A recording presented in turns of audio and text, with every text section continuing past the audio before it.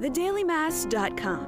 Experience the Roman Catholic Mass from historic St. Louis Cathedral every day on thedailymass.com. His love, anywhere in the world.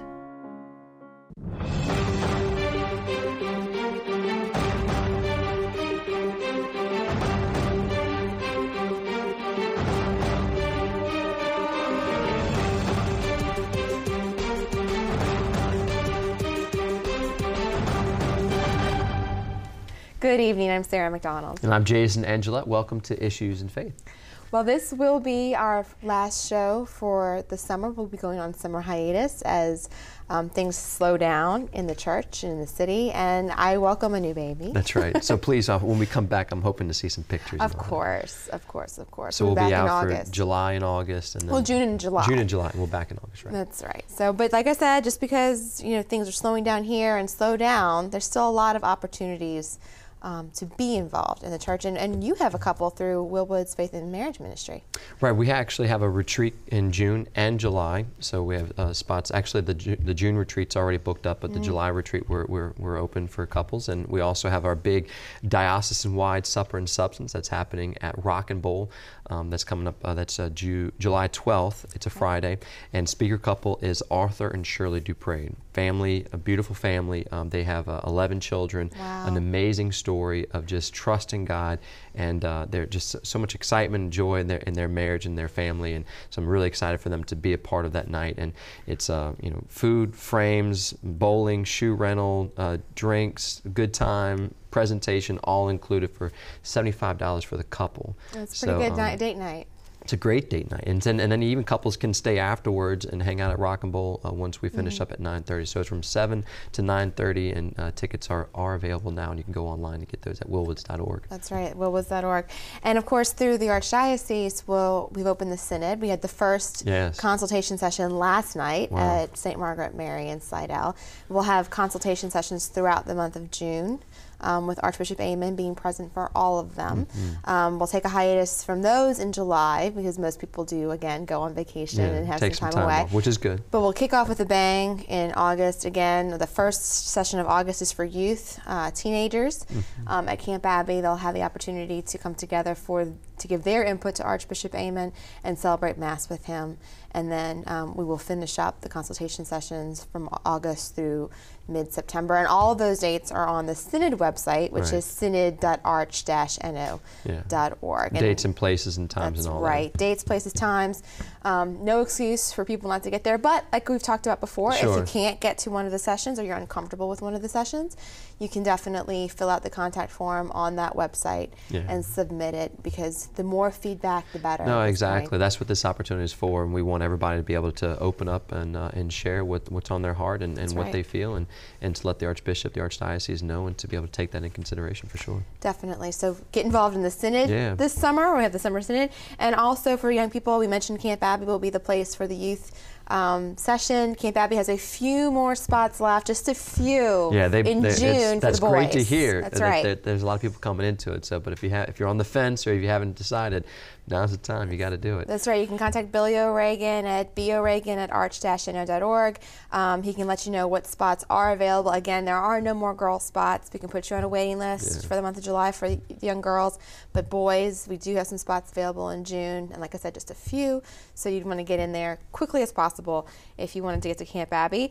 And then for adults, the Office of Religious Education has a full course load for those who are looking to deepen their faith through either becoming certified to teach religion or just want to deepen their faith personally in their spiritual life and their relationship with God through theology and spirituality. Yeah, I think it's always a great opportunity to go in and to dive deeper in the faith and learn more about the faith, especially in the year of faith and family, to be able to go into that invitation a little deeper, to know more why we believe what we believe. And I think one of the best ways that we can learn something is try to teach it. And so by going into this atmosphere, I think it would help to kind of put in perspective, if I was to, maybe I'm not, but if I was to teach it, how would I present it? And that, I think that helps us to kind of understand a little bit better. Well, sure, it does. It like you said, it helps us to understand because we're able to take it, reflect on it, Right, exactly. figure out, what exactly it's saying to us, the truth behind it, and continue to seek that truth by teaching others. I think that's a really awesome way to put that. And so, again, it's the Office of Religious Education. Anyone who's interested, we have courses at all hours of the day. I mean, and within reason. Right, sure. We're looking at, there's some morning courses, afternoon courses, and evening courses. You go to archdio-no.com, or you can call Alice Hughes at 504-861-6309. Alice will be more than happy to go through the course schedule. But again, you can go to the Archdiocesan website, Office of Religious Education, and find the courses that you'd be interested in taking for the summer. And again, it's a very, very big time for this. Again, it's pretty much an entire course catalog that you can choose from in certification. So it's exciting. It keeps the ORE staff pretty busy. Good. And then for those of you who are looking, again, to deepen that spiritual relationship, or deepen your spiritual life, deepen your relationship with God, the Archdiocesan Retreat Center has several opportunities for women to take on weekend retreats through June and July.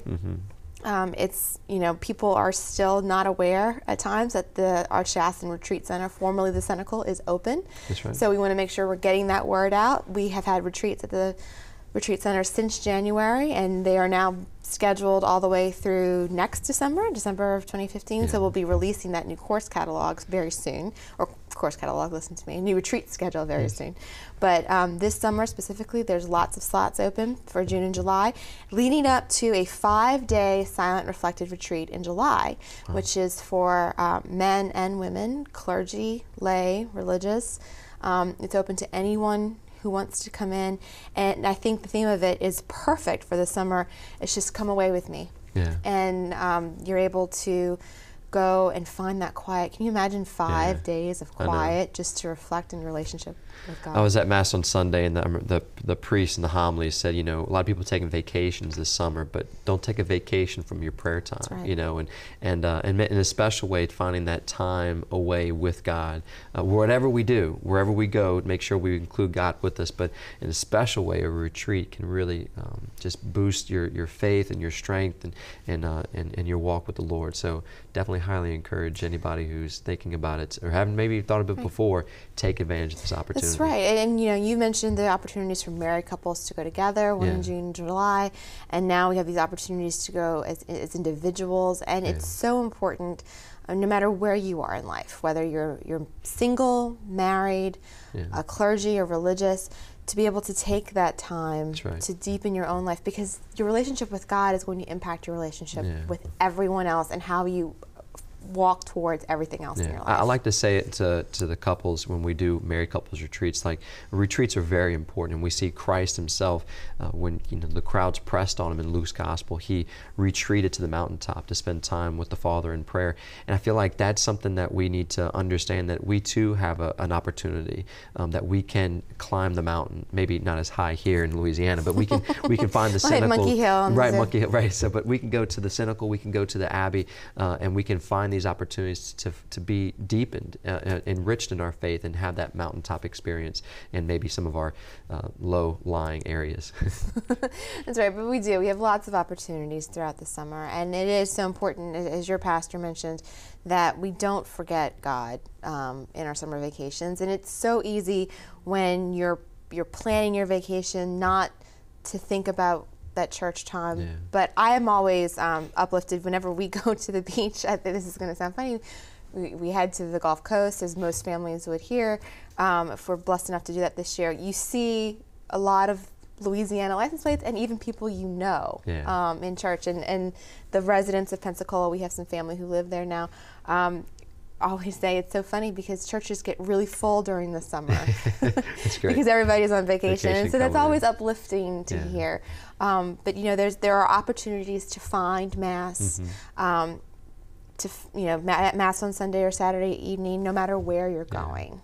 Yeah, I think it's a great witness too. I mean, think about what the kids see. The kids see that mom and dad don't put faith on the sidelines. That's right. That at any time, whether it's happy time, good time, bad time, sad time, that we're always including God with us, bringing God, welcoming God with us through prayers, maybe on the drive there, while you're there, and then especially at Mass, if that's up, taking advantage of that opportunity. I think that's a very important point too, especially with little ones. The drive there is such a great opportunity. Yeah, I'm a big fan of the Rosary. Once we get rolling, get in the car, like, okay guys, Rosary time, and then we start praying the Rosary, just to ask God, one, to thank God for the opportunity if we're doing this vacation trip, at the same time asking for protection, for all the prayers, just putting the focus back into the trip. And it brings the family closer together when you're able to pray together and be together for the summer. So I think it's an awesome opportunity, whether you're sitting in some mountains, not in Louisiana, or you're sitting on a beach and you can hear the waves and read the sun, to just thank God for not only the blessing of being able to be there, but to thank God for your family, for everything that you've had in your life,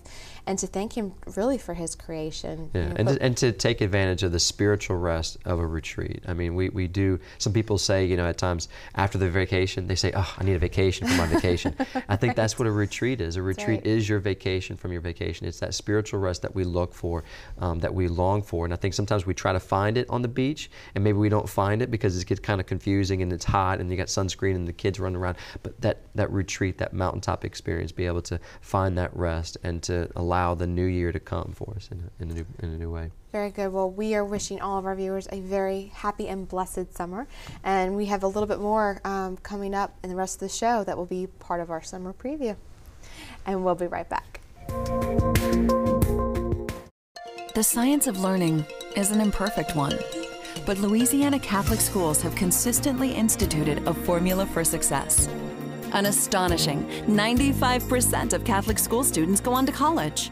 And last year, they brought with them over $185 million in scholarship awards. Shouldn't you invest in success and the confident leaders of tomorrow? Louisiana Catholic schools, in a class of their own.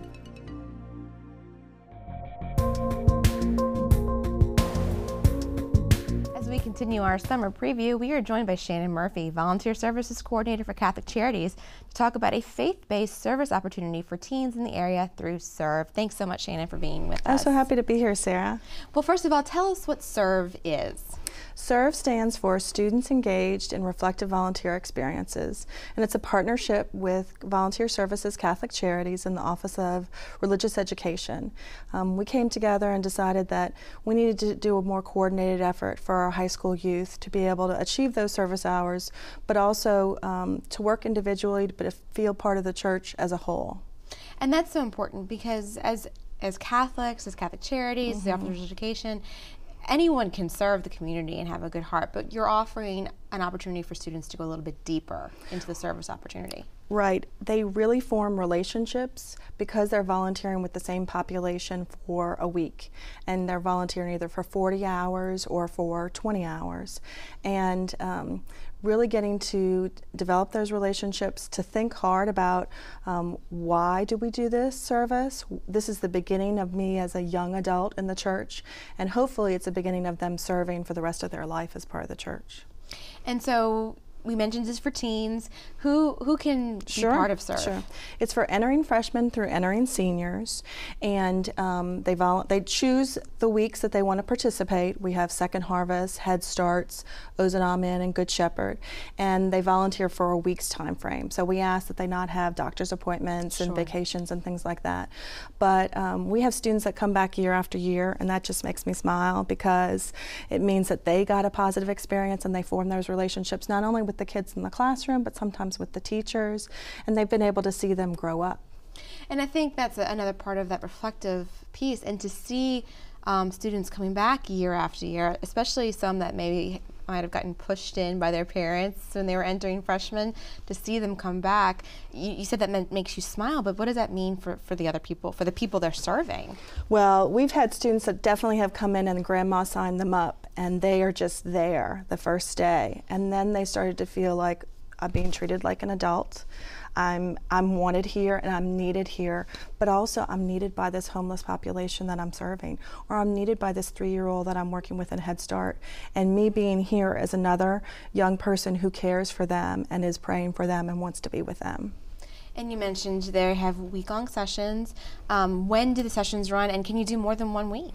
Oh yeah, certainly. The sessions begin June 16th and they go to July 18th. Most of our earlier sessions are full. The one on the North Shore is full, but we do have openings at Head Starts. We also have a lot of openings at Second Harvest, and then we have a few openings the last week, which is at Good Shepherd and Ozanam. We partner with other Archdiocese and faith-based organizations. And it's so important right now. We know Second Harvest, we had them on a couple weeks ago. They're gearing up for summer feeding. They're filling an important gap. So many people forget about the opportunities that exist through service and the needs that need to be filled all year long. It's easy to get involved with Second Harvest or Ozanam in around the holidays, but summer is an important time of need as well. And I know in the work that Catholic Charities does, our Head Start programs, at Good Shepherd, the summer program, it's as much educational as it is about nutrition. Because if those students were home over the summer, they wouldn't be getting breakfast and lunch that they do through Second Harvest and through the organization.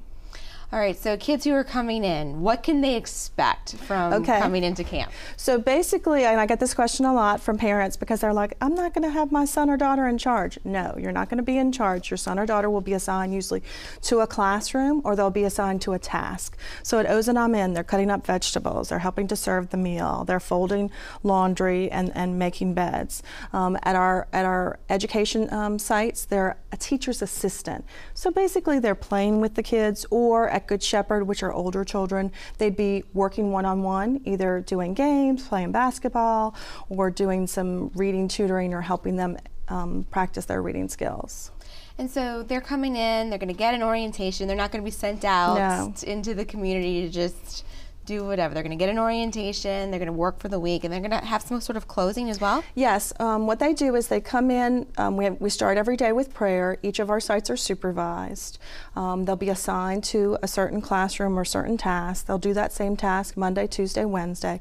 On Thursday is a reflection day, so it's like a retreat for them to think about why is it that we serve, as well as what does the church teach in regards to social justice and what should we all be doing. On Friday, they get to go back to their site and have that closure and say those goodbyes. We do have students that come back from 1 week to another week. And that does, as I mentioned before, make me smile, make me happy, because this is one of the most exciting parts of my job. And what do the registration, what the fees, everything that involves in that? Thank you. So there is a fee. They get a t-shirt. It's either $15 for mini serve or $30 for full serve. That helps us pay for the program. You can sign up online at www.ccano.org. And what happens is it comes to my inbox. If there's a slot, they get it, and I tell the mom through email all the things that they need to do to send the registration fee to us. And I think that's so important, that what you just said, you're not just engaging the teenager or the young person, you're engaging the parents as well. And so the parents are very aware of what's going on. They're not just hearing it from their teen, they're talking to you, they're communicating with you, and that's an open line of communication always. Oh, definitely, definitely. I feel like I have a relationship with the parents as much as the youth. And some families are a little bit different, where the youth takes more of a role in regards to that planning and organization. It also helps the mom, usually the mom, see about and ask the questions, what can I do to volunteer as a family? So it gets them aware of what's out there in the Archdiocese. That's right, because there are opportunities for family volunteering throughout the year that your office does work with. Right, right. Most importantly, MLK Day of Service. But Ozanam Inn, you have to be 9 with a chaperone, and there are other opportunities that they can be in contact with and that we recruit throughout the year. Very good. And then there's also always holiday giving, which families are very active in. Yes, and especially if you have young children. It's a way for them to see outside of their house or outside of their parish, what can I do to serve a family, and then they get the names of the family, so it personalizes it. Very good. Well, Shannon, I am so excited about this program every year. We get, this is going to sound silly, but from the communications director, we get so many great photos and so many great reflections from the teens who participate in Project Serve, and also the people who are benefiting, the coordinators at the sites, the teachers who are getting the assistance in the classrooms. You hear such powerful and positive messages coming out of Serve. So I'm grateful to you for getting with the Office of Religious Education to make this happen. Well, I just love it, and I'm glad that it benefits so many of us, and I think it really does a wonderful service for our youth and for our families. Very good. Well, thanks so much, Shannon. Sure. If there's anything we can do for you throughout the year, let us know. Thanks. For more information about SERVE, call 504-310-6962, or you can go online to www.ccano.org and search under Volunteer Opportunities for High School Students. And we'll be right back. We're local and enlightening. WLAE, New Orleans Public Television.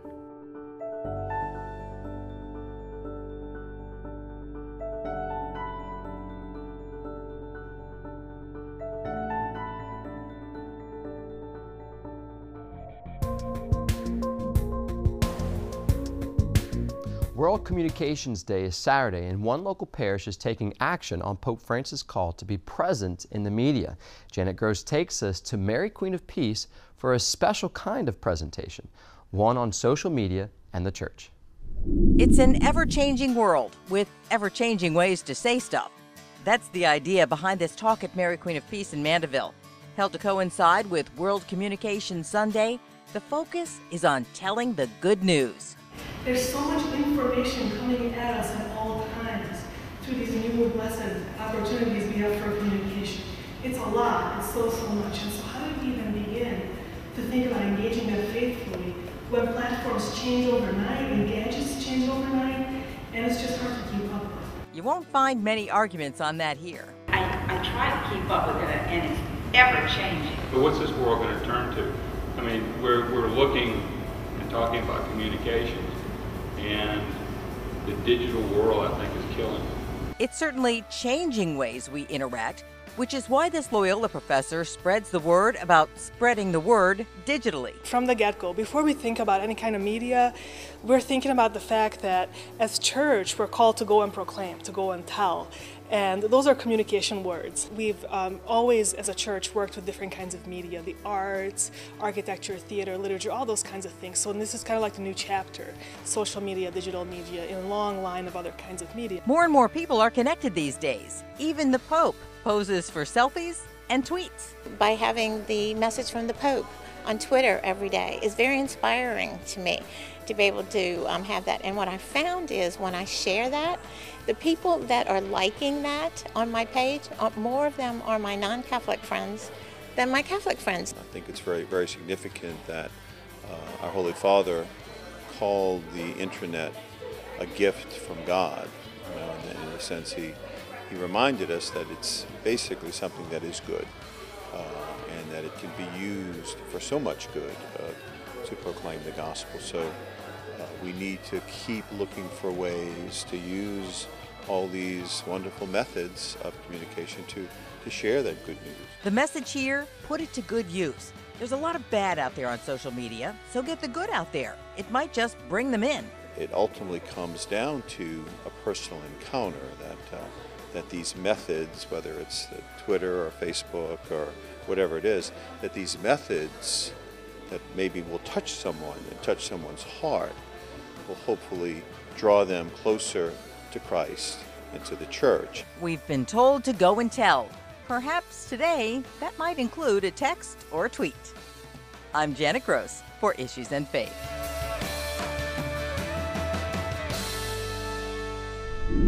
You can read Pope Francis' World Communication Day message on the Vatican website and learn more about church communications through the Loyola University Institute of Ministry. Greetings and good news from Summer Lyric Theatre at Tulane. The season begins with the thrills of Les Miserables, the world's most popular musical. Next, a chorus line takes a look at the private lives of Broadway dancers. Then, Cabaret combines a fascinating story with classic songs. So like the song says, come hear the music play at Summer Lyric Theatre.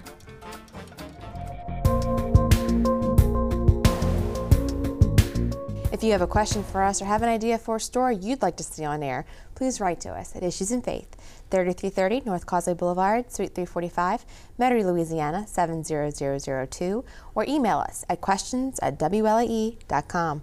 Plus, if you miss an episode, you can catch up online at www.archdiocese-no.org. And that's our program for this evening. For all of us at Issues in Faith, thanks for watching. Have a blessed summer.